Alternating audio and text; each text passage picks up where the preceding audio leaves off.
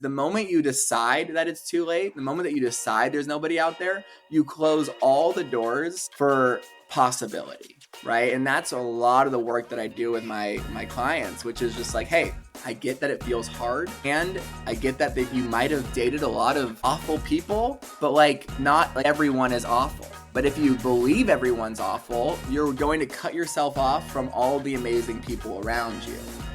Nosedive sounds like a downward plunge, but for us, it's an invitation to dive headfirst into the shit that scares us most. I'm Renee Adams, joined by my co-host and best friend of over a decade, Mara DeMauro. These are the stories from life beyond the status quo. We embrace the mess to numb less and live more. This is Nosedive. All right. Hey, y'all. On this episode of Nosedive, we have with us today an expert in the dating scene because relationships are tricky. They can be messy and devastating, but also really healing and a portal to becoming a fuller version of ourselves. This next guest saw a disconnect in the dating world, and what he's created is putting the faith back into the people and finding a partner or that connection that they've been looking for. Guys, please welcome Joel Monteleone, dating coach, speaker, and the founder of Hot Takes, Hot Dates, the #1 place for dating content, coaching, and community, and also a founder of Hot and Sober events, all based out of Austin, Texas. Joel, welcome to the podcast. Thank you so much. Thanks for having me. I'm really excited to be here. Yeah. Wow, this is so exciting. I like just this topic of dating too, I think is just on fire right now because for all the reasons we get to get into. And as someone who is single for quite some time now, I'm just like, I'm really curious what you have observed and what some of your takeaways might be. Yeah, so thanks so much for having me. My name is Joel Monteleone, based in Austin, and I started Hot Takes, Hot Dates. It's a comedy dating experience about a year and a half ago, and what I found in dating is something that I've found in pretty much all the work that I do and the ethos that I have in my life is that things just get to be fun and playful, and I think there's a massive gap in how adults relate to each other, specifically through play. And I started with a networking event a couple years ago, and then I saw the gap in dating.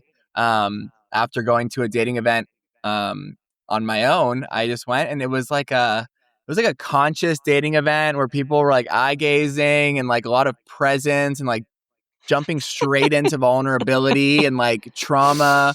And it was nice. It was fun. Like, but I also thought like this is a lot of pressure, and like I don't think that this is the way that people used to date, nor shall they date. Right? Dating, in my opinion, just like everything in life, it just gets to be fun. It gets to be easy. It starts with connection, and so I created Hot Takes, Hot Dates as a way to like take all the pressure off of dating.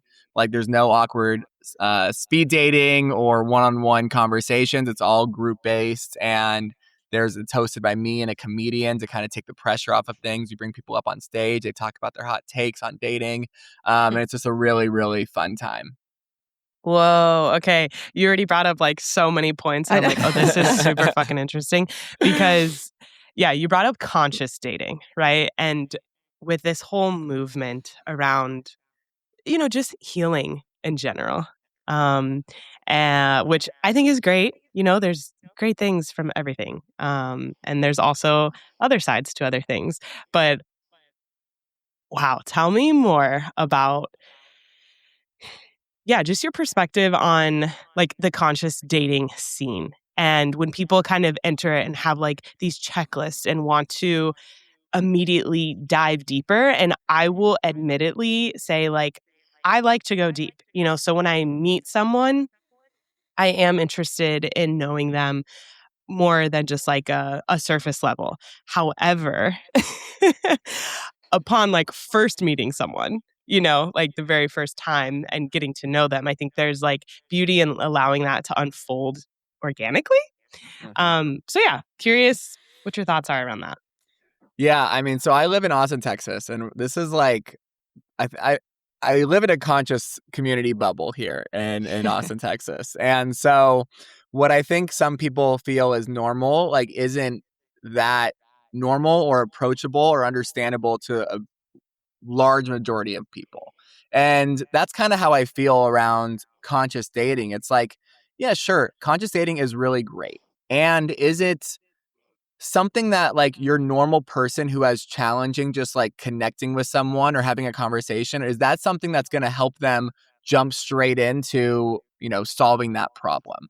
It's the same thing with like I think about with fitness, right? If someone's out of shape, right? Like they're not going to listen to Andrew Huberman and be like, "Oh, I need to completely optimize all of Mhm. these different, you know, things about my biometrics and use." It's like, no, what you need to do is go on a walk, right? And Mm. like that's the conversation that we need to be having. And so the same thing is when we think about conscious dating, in my opinion specifically, is like, sure, conscious dating is great. I think it's really special. I think it helps people go really deep. I don't believe that that's like the way to get people into a position of connection, right? We are living in a world that is more disconnected than ever. Like going from, oh, I haven't actually had a deep conversation with somebody in a very long time, to let's go super deep with our traumas. Mhm. Like that's a really large jump for a lot of people. And I don't think it's very attainable for a lot of people. And so that's kind of where I come in a little bit differently, and maybe a little bit different than, some of my colleagues that especially operate out here in Austin, is like, I think conscious dating is good. And I think there's a lot of people who don't feel that to be a place where they can feel safe and at home. And so my goal is like, all right, hey, what is the majority of people? Like, what do they need? And through my experience, an environment of just like play and fun is that first connection to kind of getting people out of their comfort zone and introducing them to like a different way of being, a different type of connection. Mm. I love that though, because I feel like that's so along the lines of what we're trying to do with Nosedive too. It's just like that playful introduction and like really getting the fun back into living and learning about one another. And that is how you connect with one another. Yes, there are those elements where, okay, you can get like connect with one another on a deeper level, maybe eventually, maybe right off the bat, like you never really know, but really starting to implement like that fun side of living and that vibrant sort of lifestyle. Like I love that take about what you're doing because Mhm. that's exactly what we're about too. Yeah, and I love how it's like, yeah, we need a little warm up, y'all. You know, like, haven't you guys ever done an icebreaker before? You gotta do that first. I know Yeah. it's But it's not as it's cheesy as that, actually but interesting you say that, right? Because when you think about icebreakers, like when like especially at work, it's like, oh, we're gonna do an icebreaker. The immediate response to icebreaker It's is like, like, oh, oh, yeah. exactly. Oh, and a silly like icebreaker. It's like, when did you get too serious to meet somebody? It's just like, mm, what's this conversation that we're having that like, oh, icebreakers are weird and uncomfortable and lame. It's yep. like, whoa, like we've gone kind of too far into this world of like everything has to be so serious and productive, and there's so many other people that are perceiving you and judging you at all times, so I need to like be perceived as cool. And like if I answer this question in the incorrect way, maybe people are going to know me a little bit better and they might think I'm weird, and so, oh my Yeah. gosh, I'd rather just not play this icebreaker game at all. It's like, Yeah. whoa, You're slow like down. so many emotions with the Yeah. icebreaker. Yes. Like, Yeah. let's just call it something else. Exactly. Just tell me your favorite cereal. Like it's Right. gonna be Right. it's gonna be Let's okay. fucking start there. Yeah. Oh, that's Yeah, fun. I really love this playful aspect of it. Like, as I said, yes, I do like to go deep and have serious conversations and this and that, but I think just as much, I just want to have a fucking good time. Hmm. Like I want to like laugh so hard. That's my favorite thing to do. And the people that I have so much fun with, it's because I'm laughing my ass off. And then from Hmm. there it grows into so many it just grows. And there's so many avenues you can take that. But can you kind of walk us through, cuz you mentioned comedy dating, like bringing people up on stage. So can you walk us through like what this experience is kind of like for those who may not be able to attend one of your events?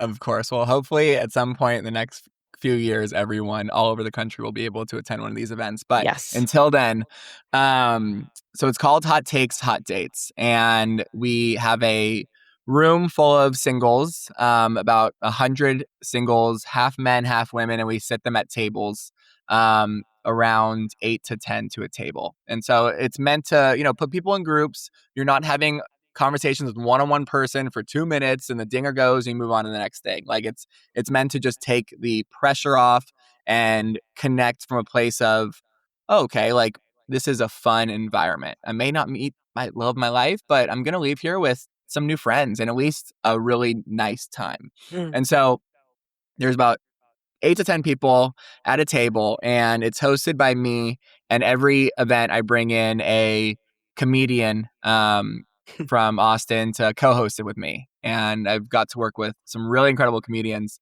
And we give each table a dating topic, anywhere from dating older or like sex on the first date or astrology, um, Peter Pan syndrome, like all different types of things. And the goal is to keep it like a very general topic so that the table can kind of, have a conversation around it, share their hot takes. Because I think that like we all kind of have these, like opinions that we have about things that may not make sense, but it's like, it kind of says a lot about who we are as a person, but we may not share those on a first date, a second date, because we're afraid how people might perceive us, right? So it's meant to throw all of that out in the window. And the goal is for each table to come up with the hottest take. And I tell them it doesn't have to be true. Like it just has to be hot. Like you're competing and the winning table is going to win prizes from a bunch of our sponsors. But the table comes up with a hot take as a group, and then they send one person up on stage from each table. And then me and the comedian, we essentially like ask them a few questions. They share their hot take, and the whole room has these ick or sick cards. One side says sick and green, and the other side says ick in red, and they're just holding them up all throughout the night. So it's very engaging, very fun. For the first time ever, last week, we had like the crowd heckling us back, which I've never experienced. So like everyone Wow. was like really Into it. into it. Yeah, for sure. That's hilarious. Mm-hmm. Wow. Well, it's like very I love like because like the athlete in me is coming out right now. I'm like, oh, competition, hell yeah. Like that sounds super fun. But also I think it also like makes that inhibition lowered because you're focused on kind of the game aspect, but you're still really connecting with one another. And maybe even on like a deeper level, because you are kind of like scratching that surface with something competitive. Mm-hmm. But maybe it like takes people's mind off of the anxiety about meeting new people. Yeah, 100%. And I believe, like, I have a pretty strong belief that we are our most attractive and like magnetic selves when we're in a state of play. And, I experienced this similar to in the conscious dating experience or like other dating experiences.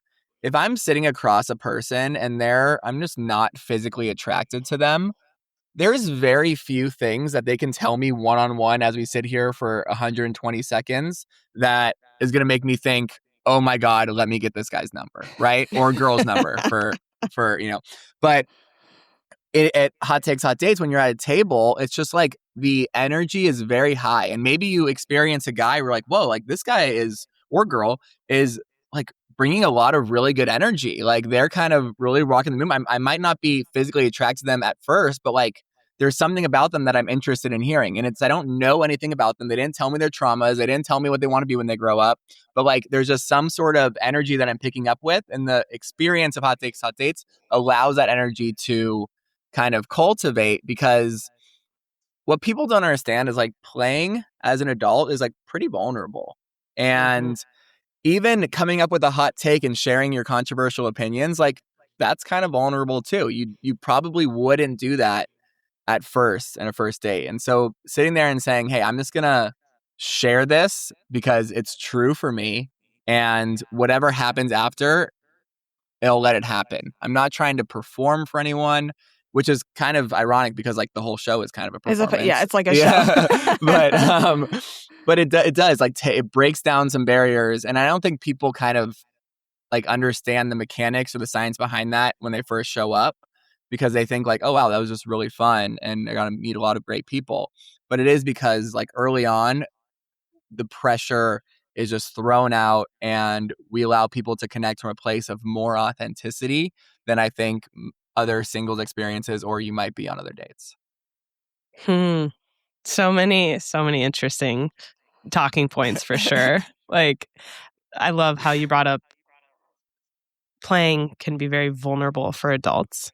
And that's something that I've seen throughout working with clients and coaching with clients. That's like that was a huge part of our whole thing was like, let's learn how to play, without having to rely on substances, for example, and how to Mm-hmm. connect and like be silly. Mm-hmm. And a lot of times there was like a great pause and then followed up with, I don't really know how to play. Like what does that even mean? So woof, like, and how liberating it is once you do find something where you feel that sense of like playfulness. But I do think it can be quite challenging and even frustrating at first if you don't know what's going to allow you to feel that. So, yeah, what's your like take on that, or how would you advise someone to kind of, open up to that possibility? That's a really good point, right? Because there are many people who, in order to let loose and like quote unquote play, like they need some sort of liberation or vice to help them, right? When you think about dancing at a wedding, right? It's like, oh, I can't dance until I'm drunk, and so my advice to that is to I mean, try it, right? Like I my hot takes hot dates event is not a sober event, and so I do understand that it does take a little bit of liquid courage to get up on stage for other people who are not me. Um, but yeah, what I would say is like identify actually the times where you are playing, right? Because like everyone, for the most part, there are moments in their life where they are quote unquote playing. And how I define playing is like having fun without some sort of like need to win or like result based fun, right? Like No whatever that agenda. looks like. Yeah, no agenda, exactly. Um and just like note that, right? Cuz like to say, "Oh, I don't know how to play. I don't know how to start." Like that, chances are that's not true. But like you're just maybe not present or aware of the times that you are actually in a state of play. And so being able to identify and collect evidence for the moments where it's like, oh, okay, I was playing, that was play. And then you can start to kind of build evidence for this belief that, oh, I am someone who can play. And if you really aren't, then look for, experiences and events that help people do that. There's such a push, and maybe this is another Austin bubble, but I do not think so.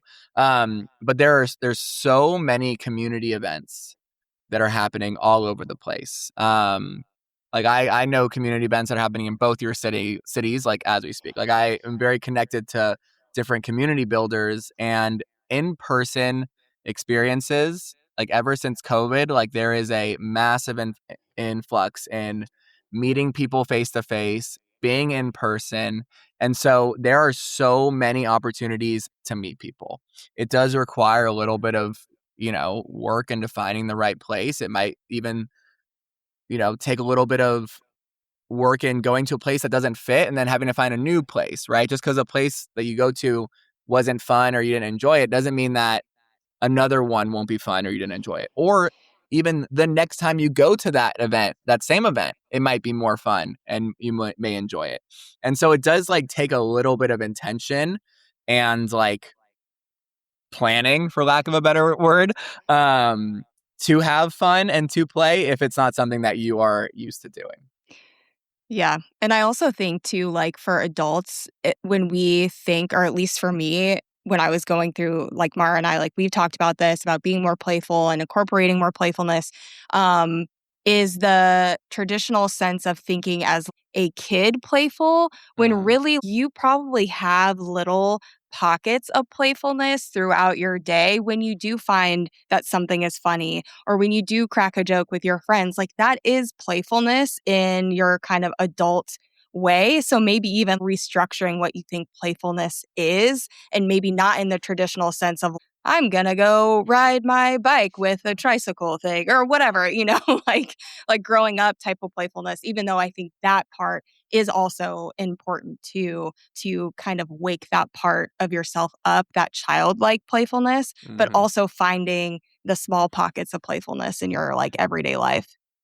Yeah, 100%, right? Like this is something that kind of came naturally to me as I grew up, and I didn't really realize that it was something that I did differently. But like there's constantly things that I do that are just playful. Like I'm looking at my keys right here. There's a little like hoop on it. Like I swing my keys up and around and like do something, maybe toss them up in the air and catch Yeah. them. Right? It's just like little moments where it's like taking the mundane and making it a sparking a little bit of joy. I enjoy it, right? And it's just like little types of things. I have ADHD, and so I like crumble stuff up all the time, and then I throw it into a trash can, or like just like whatever it is. But it's and even like conversations can be playful, right? When you go up to a barista, like are you looking at your phone and not connecting, or are you present with them? Are you asking them questions about the menu, about their day, mentioning their name and how unique it is? You've never heard it before. Like those interactions can be playful. And it's like really just building up that practice of creating a playful life.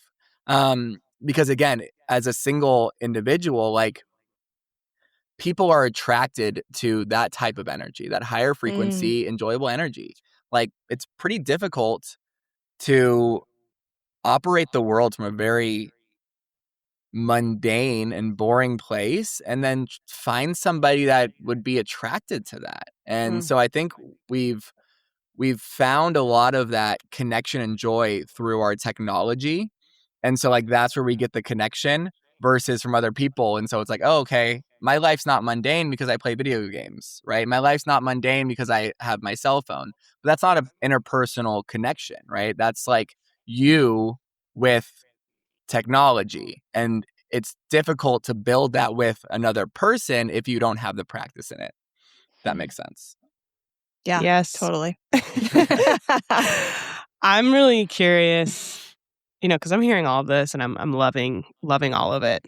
I'm like, yeah, I hear you. And that's why I love these conversations, because I feel like, yeah, we're talking about play, but we're talking about the depth of play. Like it's a fun conversation that has substance to it.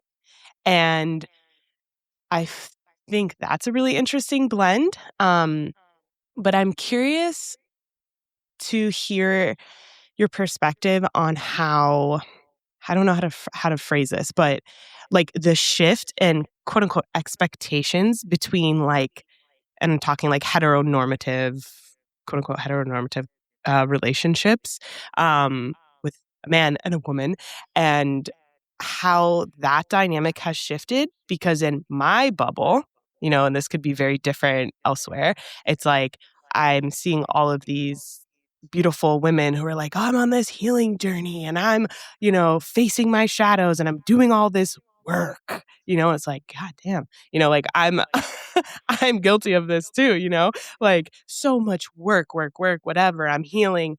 And then they're like, where are the dudes who can meet me in this capacity?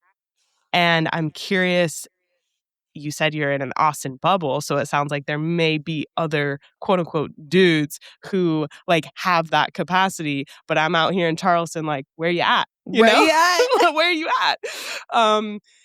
Because I feel like the people that I have orbited have been like very fun, playful type of people. But when you ask for the depth, whew, fucking transparent fucking ghosts. Like, where'd you go?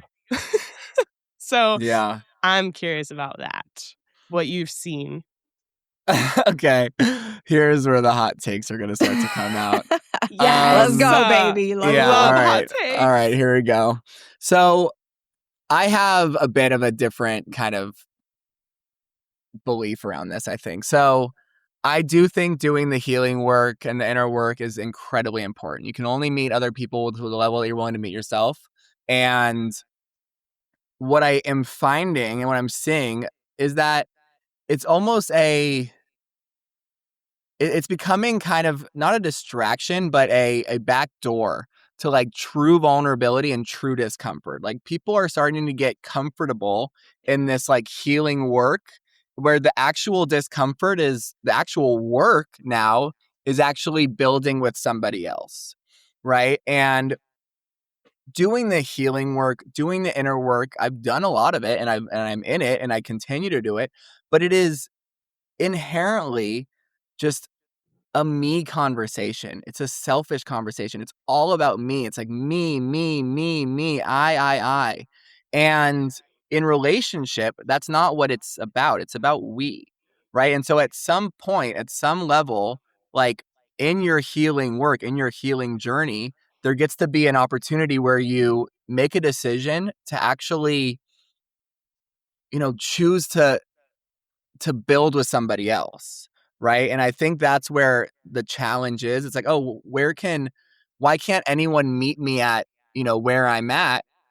The question is like, well, are you willing to meet other people at where they're at, right? And so like that's where I see a lot, like there are a lot of women and a lot of men doing the work in Austin, right? And many of them are still single, and it's like, hey, so what's going on, right? Like, Yeah. where something is not like 1 + 1 is not equaling 2 or 3 or whatever you want to say. Yeah, but like it it really is like we've gotten to a place as a society, in my opinion, that like we're very individualistic, right? It's all about I need to pick myself up in the bootstraps. I need to do it all on my own. And relationships aren't like that. Relationships take really a lot of work. They take commitment that actually has no back doors to it, that you can't just say, "Oh, I'm committed until I'm not." Well, okay, well, when you're not committed, did you try everything or you just stopped? And like when it comes to relationships, especially with dating apps and technology, is like with the amount of options that we have, there's really and the legality of marriage, like it's pretty easy to get out of a commitment. And a lot of the time successful relationships, they require repair. After conflicts happens, there gets to be repair. And repair is again deeply uncomfortable. It requires someone saying, I was wrong, and a lot of the time, no one really wants to admit that they're wrong. And we've kind of built a world and a life. And again, I think a lot of it is based on the internet and social media. Is like you never really have to be wrong, right? Like you can post anything and someone's gonna say, hey, you're right. And if someone says, I think you're wrong, you just go, well, I think you're stupid, or you just like essentially put them down. And so relationship requires that discomfort and that commitment and that level of work that it takes. And so yeah, I'm curious to hear from you, Mara, like as a single person who's done the work, what are you seeing? And I imagine it's mostly men who are not doing the work or that you're not meeting. Like, what are you seeing on your end when it comes to the relationships that are working in your city versus the ones that are not? Oh man, here's a hot take. Let's go. I feel like if I'm being totally honest and love all the people that I know, okay, I don't know how to phrase this. I basically think that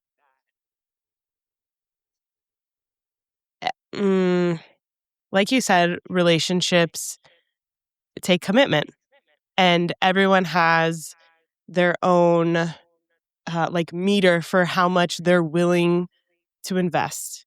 Mhm. And I feel like what I am seeing, but I'm not seeing a whole bunch, So I know my perspective is limited.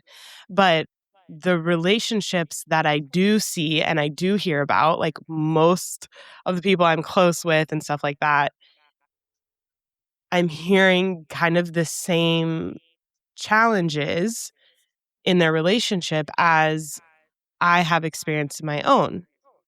Mhm. Kind of this, like women are more vulnerable and it's harder for men to open up that way. And, but like, is that even a bad thing?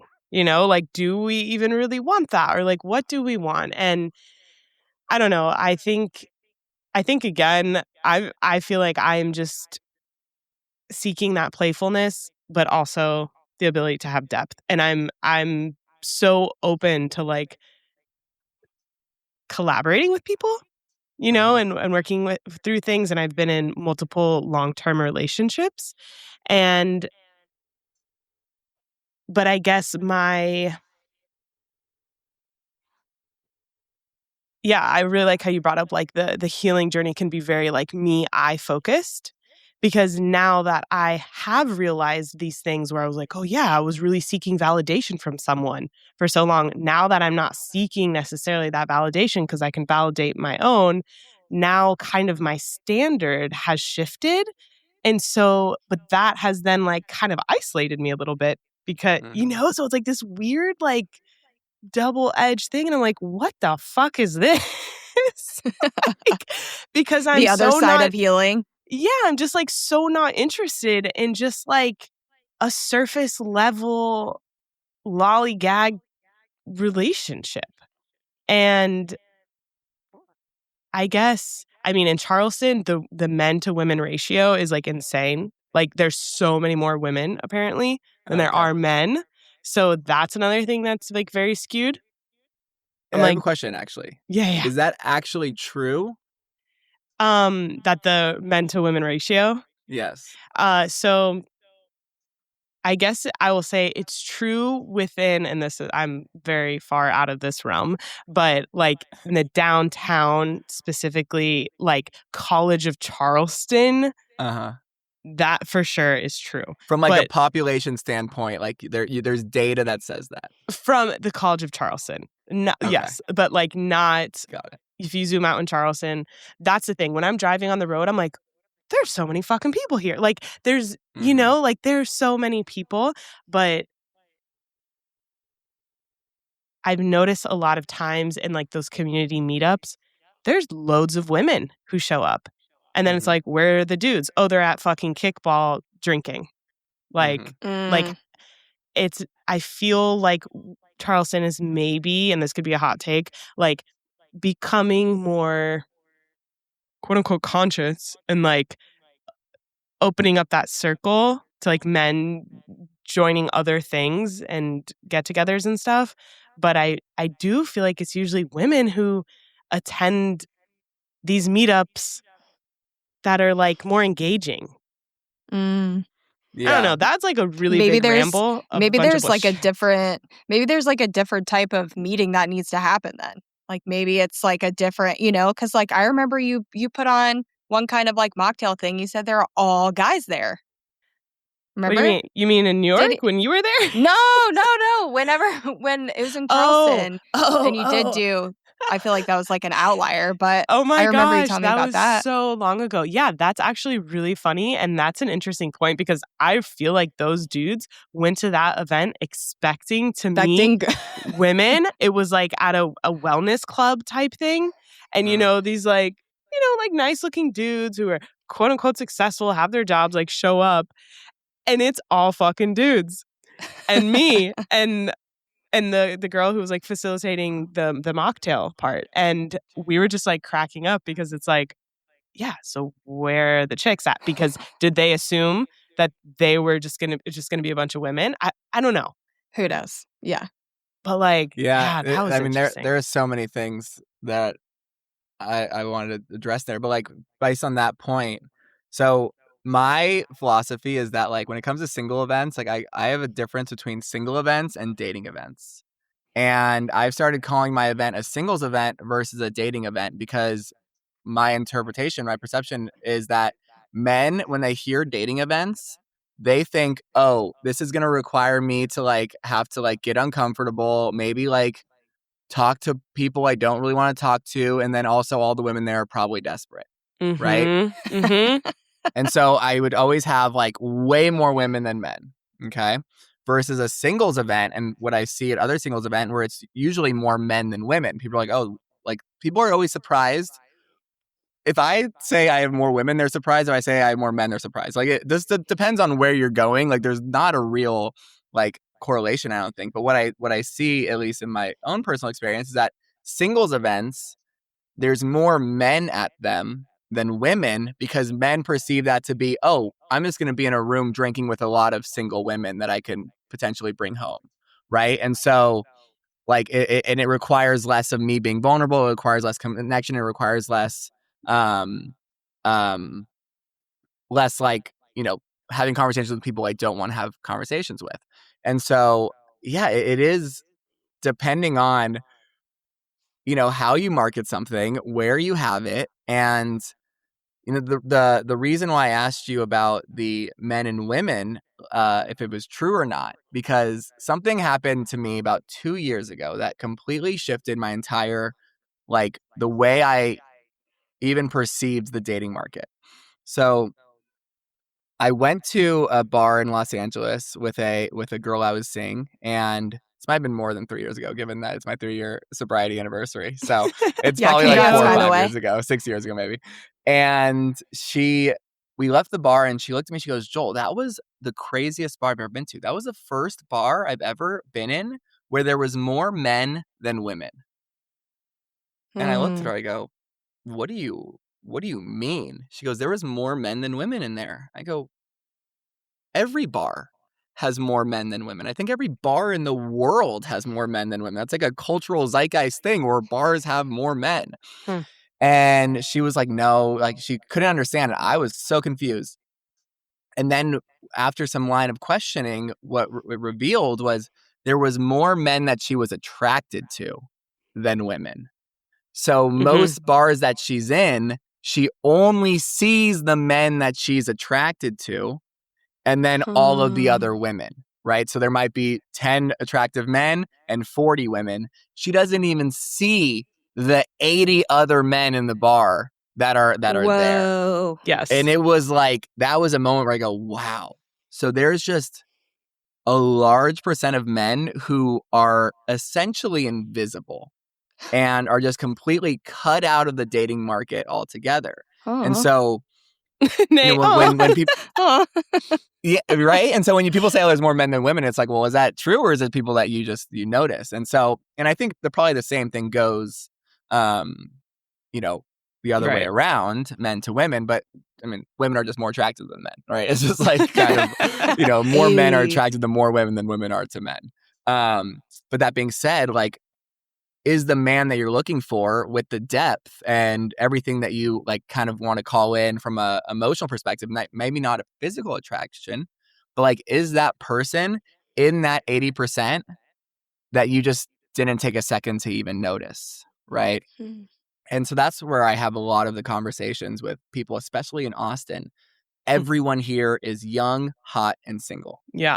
Right. And so when people say, "Oh, I haven't, I don't, there's no one here for me," or "all the people are the same," it's like, is that just like your perception? Because there's a lot of great people. They might not be on West 6th Street or Dirty 6th. Like, they might be somewhere else. And so are you actually willing to do something that feels a little more vulnerable, a little bit more uncomfortable, like go to a play event in the park on a Friday night rather than go to a bar and watch, college football? I know the timing doesn't add up in that statement, but you get what I'm saying. Yeah. Yeah, totally. Oh my gosh. It's fascinating. Like, yeah, it's like pushing all of us to just expand, and like how we connect, which is really interesting. But also, I think people who are around, my age, I'm 34, holy cow. like the pressure, when you hit mid-20s or whatever, even early 20s for some people, that start to feel like, okay, I'm at this age now, like I thought I was going to be married or had kids or whatever. It's not necessarily what I want now, but when I was younger, that's what I thought this age would look like. And kind of realizing like, what, like whose timeline was I on, And as long as I'm just enjoying my life and doing things that light me up and having those playful experiential opportunities, like who fucking cares? Yeah, totally. Yeah. Yeah. What I'm seeing a lot, I'm also 34, so I'm the same age. And so I'm around a lot of What's your late sign? 20s. I'm a Scorpio. I just turned 34 November 10th. So wow. Happy birthday. Oh, happy Thank you. belated. And also, Thank can you. we pause and just give a golf clap to your 3-year anniversary too golf of clap. being sober? I think it's something to celebrate too. So happy 100%. belated and happy sober-versary. Thank Yes. you. Yes. They were generally pretty related. If you couldn't tell that. Yes. Yeah. Yeah. Awesome.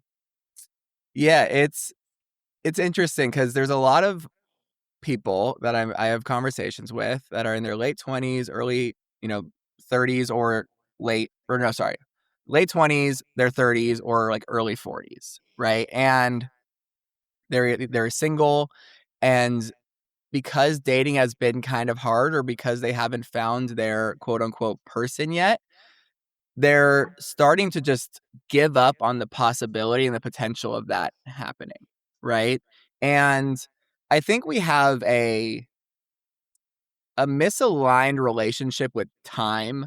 Like my biggest pet peeve is when someone's turning, this happens ever since you're in college, right? Like someone turns 23 and they're like, "Oh my God, I'm getting so old."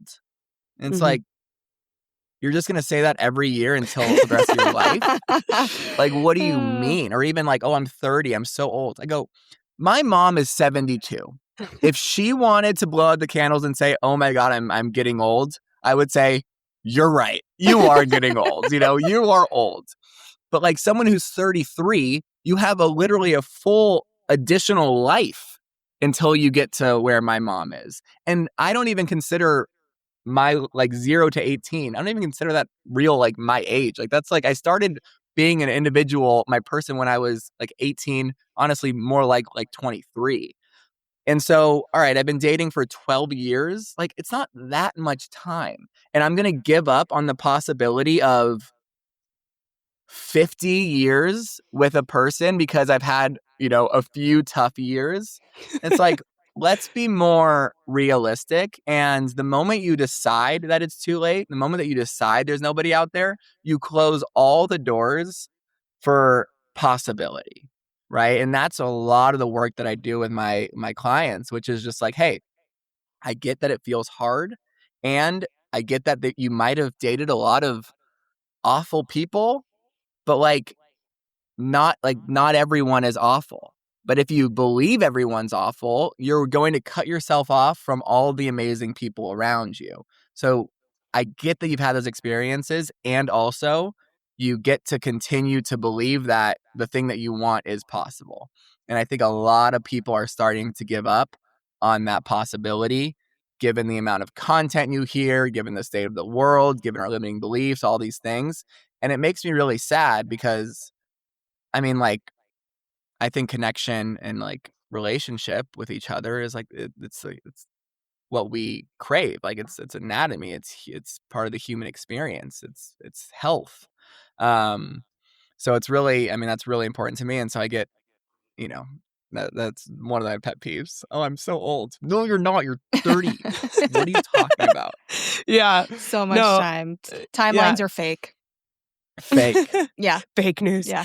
I love that because I have also just been like points where I'm like, dude, there's no way. I'm like, there's so many fucking, it's like the swinging the pendulum to the other side of like, exactly. There's so many fucking people in this world.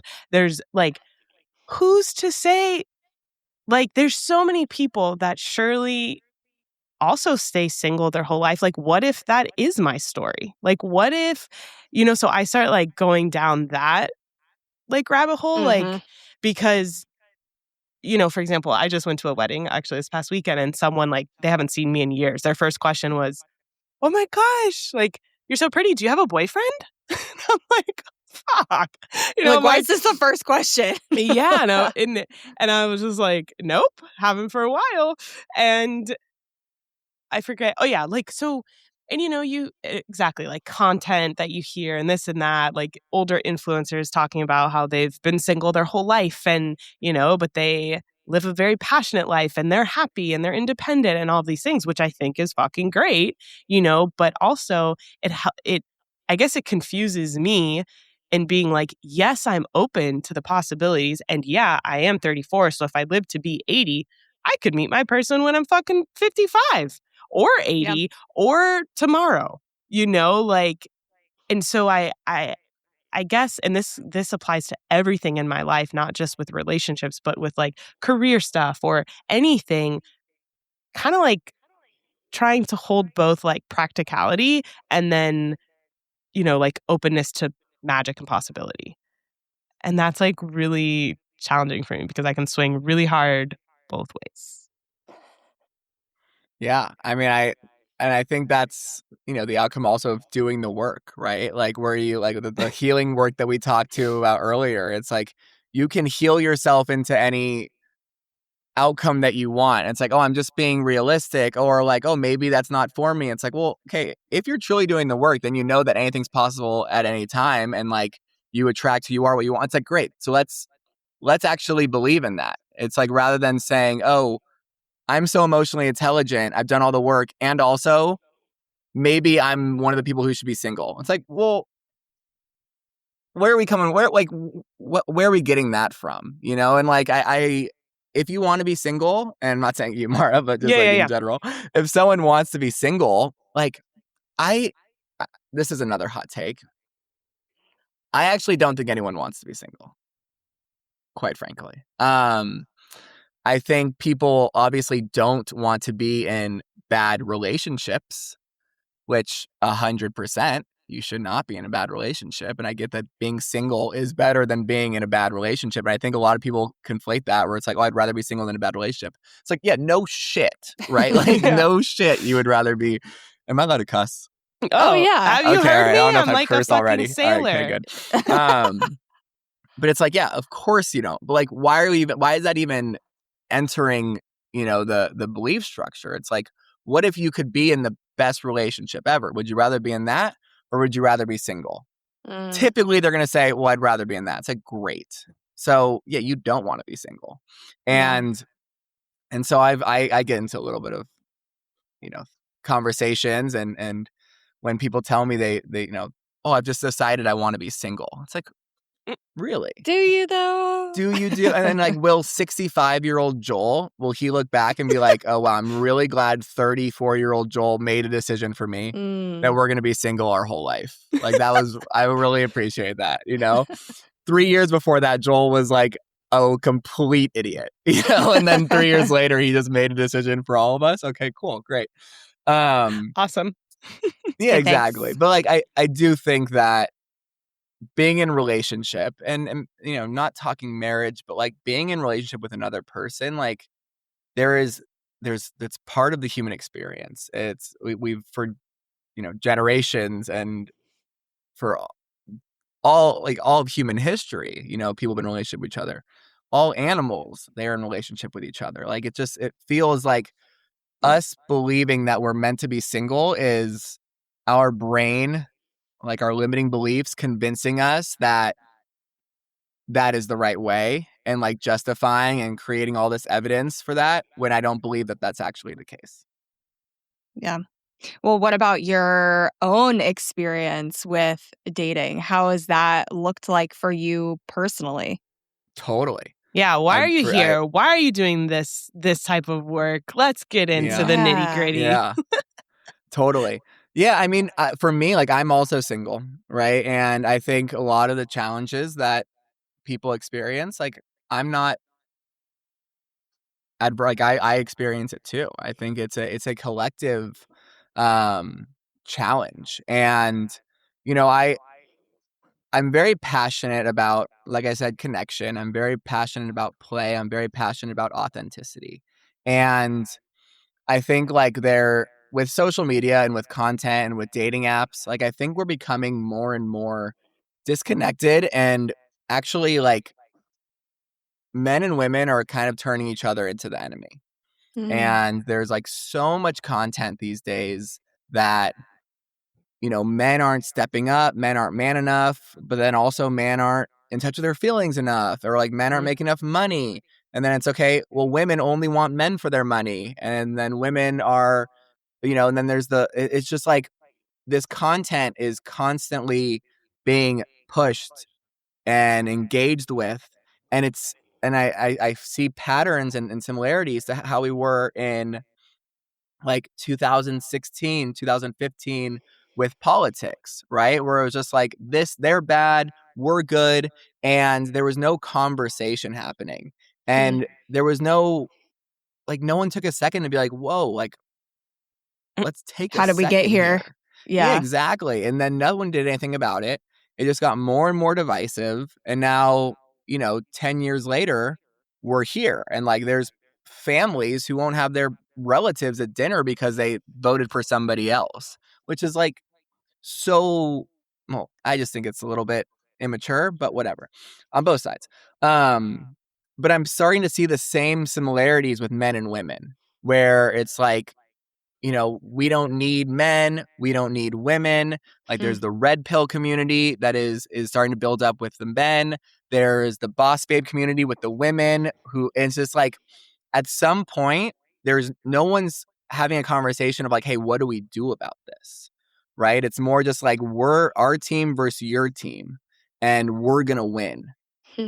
And what I see possible for Hot Takes, Hot Dates is like to have the collective come together in a way that is fun and enjoyable, and have a conversation that is fun, enjoyable, approachable. Because a lot of the content on both sides is from a place of like funny and sarcasm, right? Where it's like, oh, you know, all men are Peter Pans, or all women want 6'6" like it's, yeah, sure, that's funny, but it's like after the joke's made, like, is there, like, this is people, like, this is our like livelihood in society and relationships and loneliness, and there's a lot of dark stuff happening on the other side of it.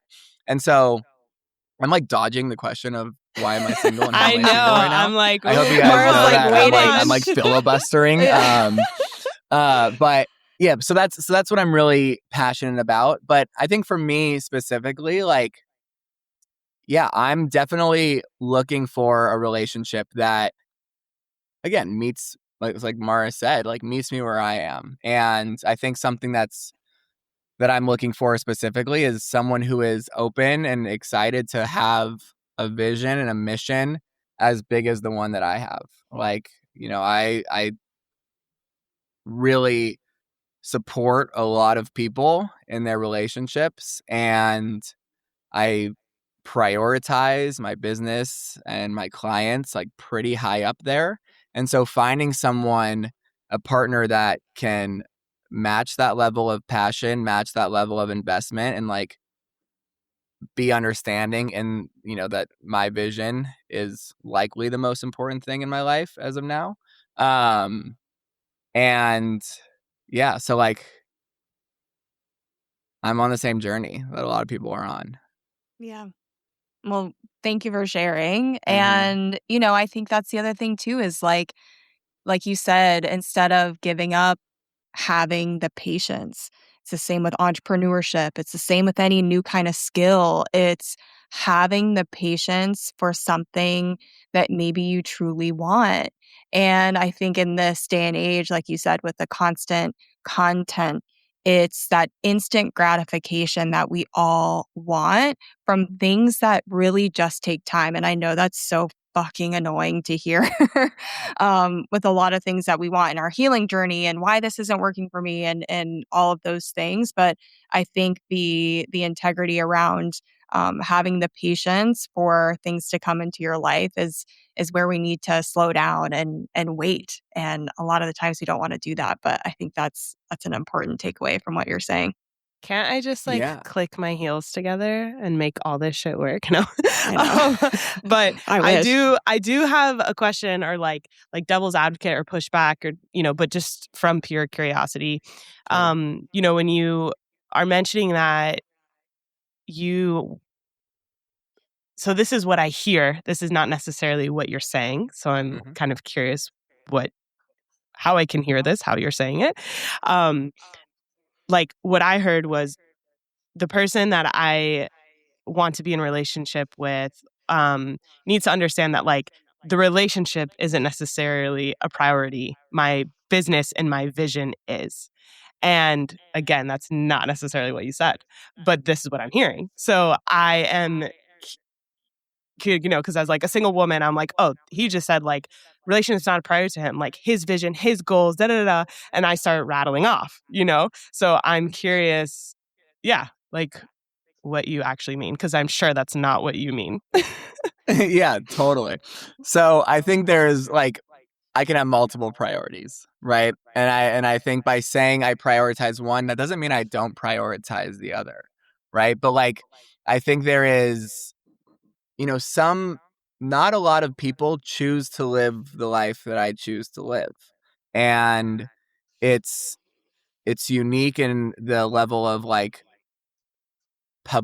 public sphere that I'm in, the level of support that I offer my clients and people that are part of my community, and so knowing that I have those other relationships and this really large vision that is essentially trying to fix the way that people connect, right? And I feel like it's a pretty timely an important conversation and mission to have. And so the person that I'm in relationship with will be an incredibly lucky individual, I believe. I think I am incredibly thoughtful. I think I prioritize people, and the way that I show up for my business and the people in my life, that is 100% extended to the person that I am in relationship with tenfold, right? They're going to be the most important person in the world. And at the same time, I have a really big vision and a big business. And, I think there's that interesting duality of someone who you want someone to have be very successful and be very driven, and you want them to be at home and present. And I believe that that is possible, and also knowing that and being able to communicate when that is not possible, right? And so I think the difference that what you heard is that because I prioritize one means I do not prioritize the other, and that's not what I said. What I said is that I feel very passionate about what I'm working on, and whoever I'm choosing to be in a relationship with, or who chooses to be in a relationship with me, that's just something that they get to understand. That's and what be I okay was with. that's what I was gonna say is that's how it's funny how we do communicate, because it's that's how I heard it too, is that okay, they have to understand that there are going to be times where your relationship time might be sacrificed because you are prioritizing something that you are so passionate about. But you also have to have that communication and that level of understanding with one another in your partner, so that they will support you in those times where you do have to make those sacrifices to prioritize those things, not to necessarily take it personally that they're not being prioritized. See, that's kind of how I took that. But again, that's all comes back to communication, to letting each other know, and having someone there that is going to be your true partner. That is, in my mind, what a partnership looks like, and growing together in that way. Yeah. And that being said, the person that I envision and that I'm calling in, they have something that they care about probably a lot more than they cared about before they met me, right? And so like to the same extent, like I don't think that someone who doesn't have this a passion and a big vision is going to work with me. And so like what I see possible and what I see in my relationship is that my partner also has a really big vision and doesn't even have to be anything related to mine. Like I just that's who I see. That's what I see. No, thanks for clarifying. And I was again more so doing that because I knew that's not what you meant, but I know that thank you. it can be perceived that way necessarily. And I think it's important to bring attention to that multiple truths can exist at once.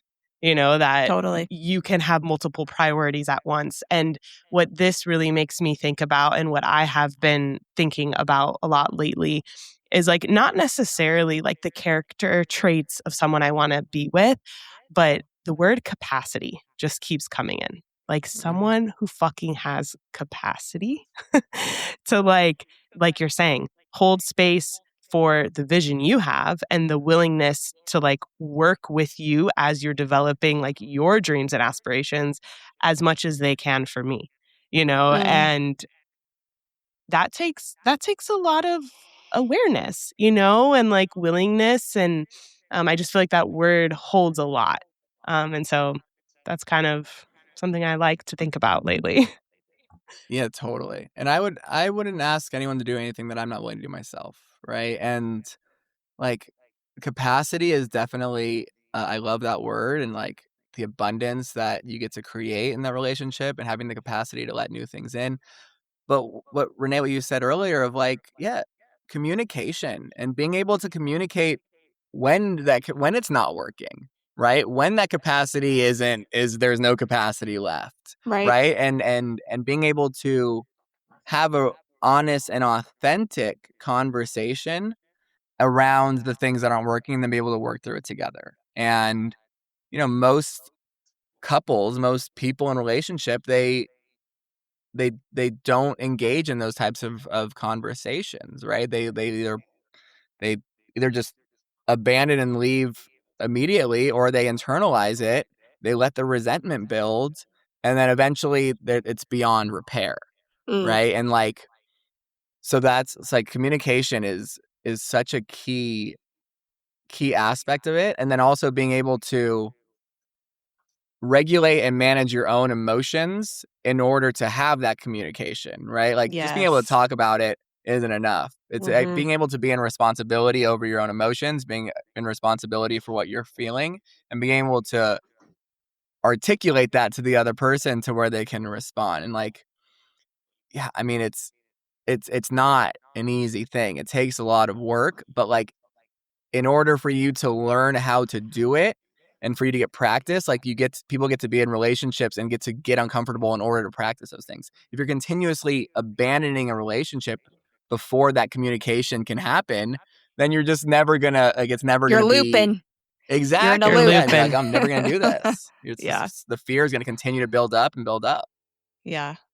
Renee's been married for a hot minute, so yeah. How long have you been married, Renee? She's just been silent over there, but she's been in partnership for a long time. So my husband and I actually met each other when we were 9. Our story is very cute. Okay. No, but we met when we were in elementary school. We had like the same group of friends. We've been married for 11 years now. But then you didn't start like dating when you were 9. No, we didn't date until, well, actually, okay, he broke up with me when we were in 8th grade. So that was the first breakup. But no, we started really dating my junior year of college. So we'd been in like the same group of friends for a long time. We still have that same group of friends from high school. And then I got married right before I graduated my senior year of undergrad. That's wild. I know. It's pretty crazy. Yeah. So what's your, like, what do you believe, like, what's your secret to relationship? Like, what do you believe works? Yeah. I think it really does come back to like partnership. We were friends first. which I think says a lot. He's seen me in almost every stage of my life, which I know a lot of people don't really have that when you're meeting somebody new necessarily.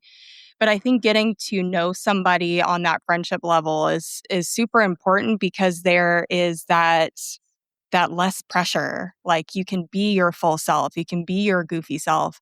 And he still at the end of the day, like wanted me as a person, and vice versa. So I think looking at it, yes, as a partnership, and there's always going to be ebbs and flows of that partnership, but we've grown together, and each stage we've continued to grow together and just choosing one another. So I don't know if there's necessarily like that one secret of like, oh, we tell each other like never go to bed mad or any shit like that. Like I don't have any kind of like that advice necessarily.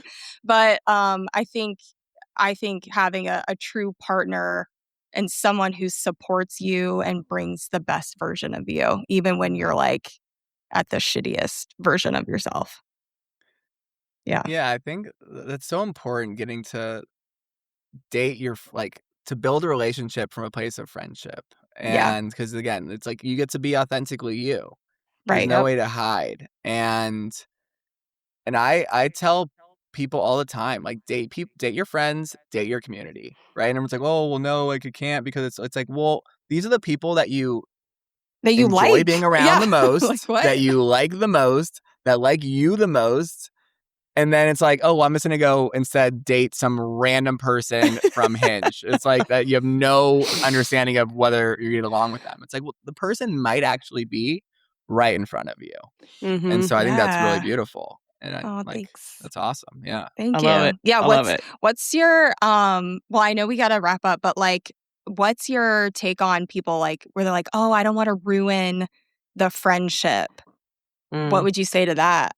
Cuz you know how some people are like, "Oh, I don't want to date my friend because we can never go back or whatever." Or is Mm-hmm. that just like a romanticized movie thing? So what I say to that is, like, I used to say that a lot, right? I used to say that in college, and then I like, oh, I don't want to ruin the friendship. We're not still friends. Yeah. Like Yeah. it's just like we're not friends. Like, and it's like, Yeah. okay, great. I could have maybe. What I say to that is that there is a natural progression, and there's something that's actually calling you to actually develop this friendship more, Yeah. right? And Mm. if you don't explore that, you're kind of ruining the friendship right then and there, because you're actually choosing not to grow in any way. You're actually saying, okay, hey, this is the plateau of what I want this relationship to be, because I like, as good friends, even though there might be signals that there's more available to us, I'm actually afraid to see what's Mhm. behind the door, because oh, all this is so good. But what if it's actually better, right? Mm. What if it's better than you could have ever imagined? Most people think, oh, I don't want to ruin the friendship. It's like, well, then great, don't. you Don't. know Yeah. don't Mm-hmm. ruin the friendship. Why do you think you're going to ruin it? Yeah. Why is that the first thing you go to? There's so many people and so many groups of friends that have dated a lot of people. I guarantee everyone is still friends with someone they've dated, Mm. right? And so if you want to explore romance with somebody, ask them, Hmm. explore it. And sure, you can't go back, but also like you're essentially not allowing yourself to go forward either. And you're just saying, hey, I'm not interested in what is possible, because just gonna stick in, this fear that it's gonna go poorly. Yeah. Or you could be So married for 11 interesting. years afterwards. So, you Exactly. You never know. know. You know. That's Yeah, true. it's true. Wow.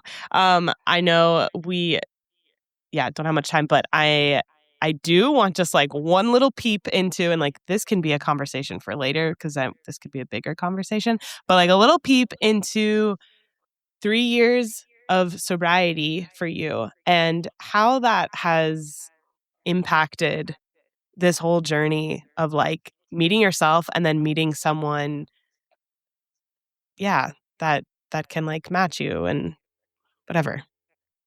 Yeah, so I used to really brag about how good of a partier I was, right? Like that was like my whole identity. I went to UC Santa Barbara.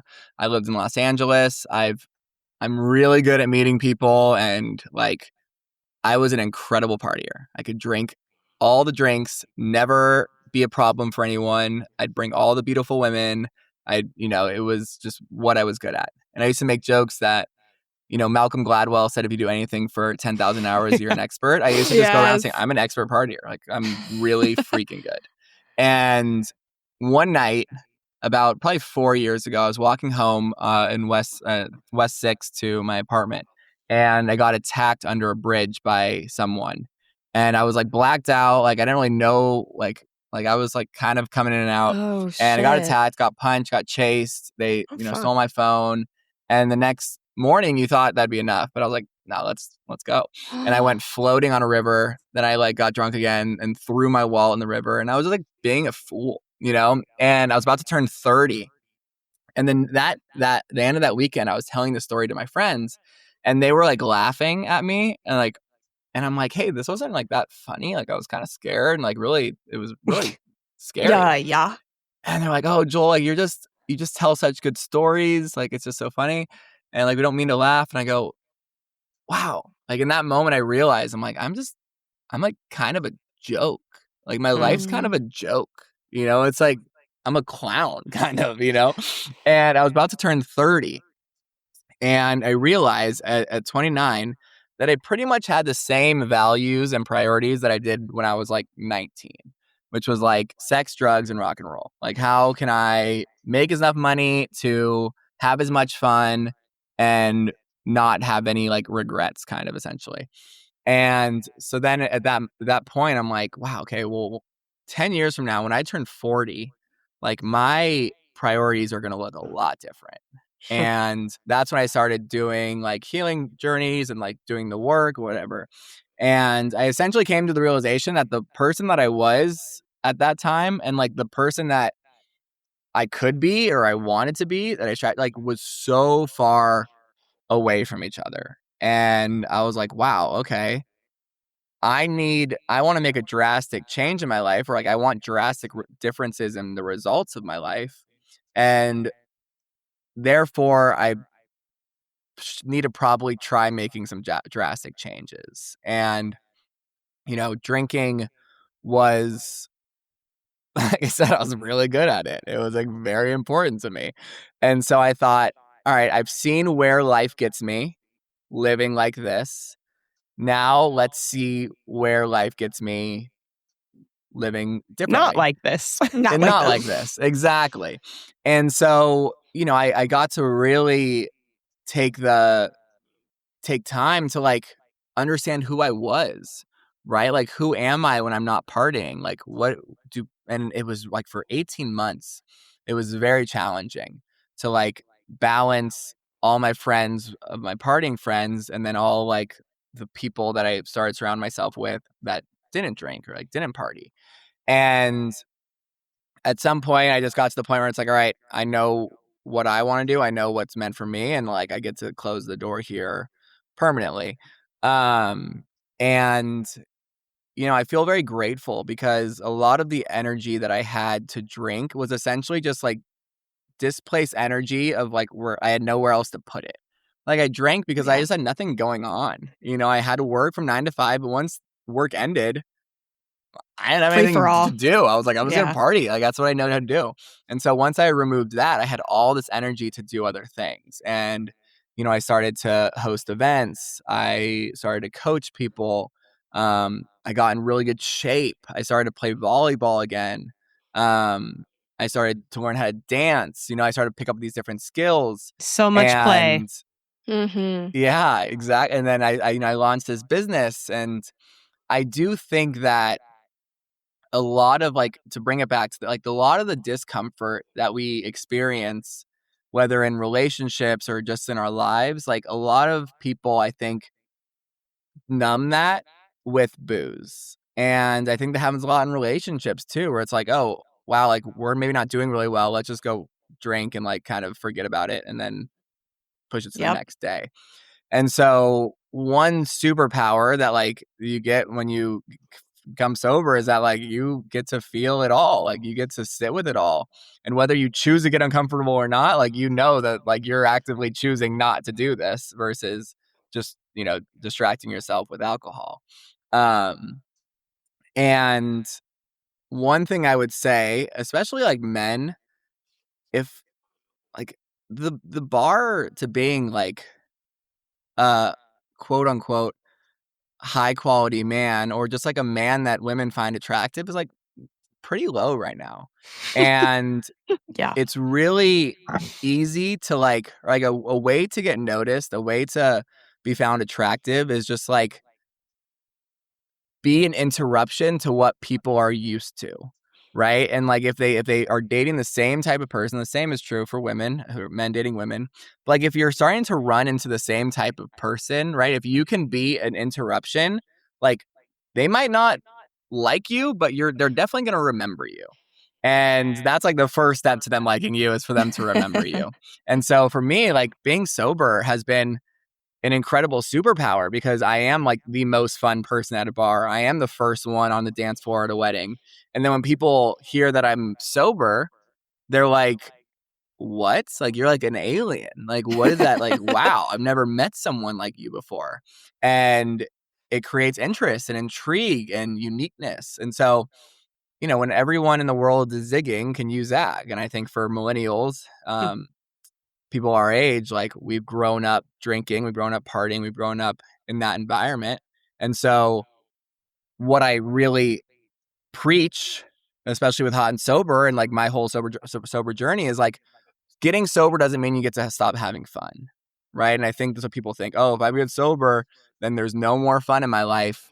And the truth, it's like, well, fun is just a choice. Play is a choice. And if you can continue to play even though you're not drinking, like that is a really differentiating way of life.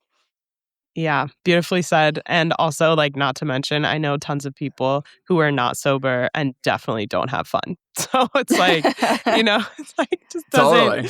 Common misconception. Right. Yeah, I was pretty depressed when I was drinking, to be honest. Yeah, for sure. Absolutely. But gosh, thank you so much for giving us some insight into your journey and what you do. Like, honestly, I love what you're creating, and I'm excited to see it expand.